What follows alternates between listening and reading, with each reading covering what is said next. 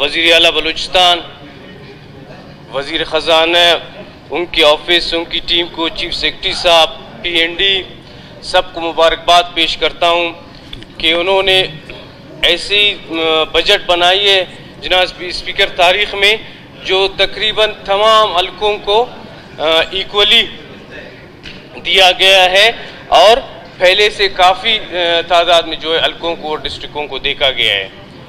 اور جہاں تک لا اینڈ آرڈر کے حوالے سے تھی، دیکھیں ہمارا صوبہ اس ٹائم ایسے ایک خطے میں ہے جدھر جو ہے انٹرنیشنل سازشیں، انٹرنیشنل گیمز ہو رہی ہیں۔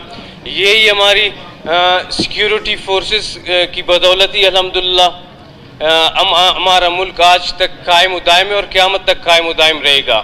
ہمارے جو ہے سیکیورٹی فورسز ہزاروں کی تعداد میں دہشت گردی کا شکار ہوئی ہیں، جن کا میرے خیال میں پیسوں کے اس سے کوئی وہ موازنہ نہیں کیا جا سکتا ہے۔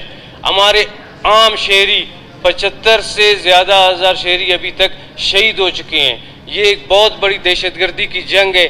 اس سلسلے میں جو ہماری سیکیورٹی فورسز کی میرے خیال میں کارکردگی ہے اور ان کو جتنا مزید سٹرینتھن کر سکتے ہیں ہمیں کرنا چاہیے، کیونکہ وہ ہمارے ملک کی بقا کے لیے لڑ رہے ہیں، ملک کی بقا کے لیے شہید ہو رہے ہیں۔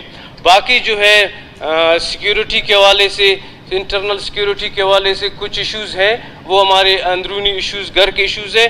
وہ دنیا میں کرائم کہیں بھی زیرو پر نہیں ہوگا میرے خیال سے، ہم اگر یورپ کو دیکھیں، امریکہ کو، کہیں اس پر نہیں ہوگا۔ اس پر ہمارے جو مختلف اداروں کی جو ذمہ داری ہے وہ اپنی ذمہ داری ادا کر رہے ہیں۔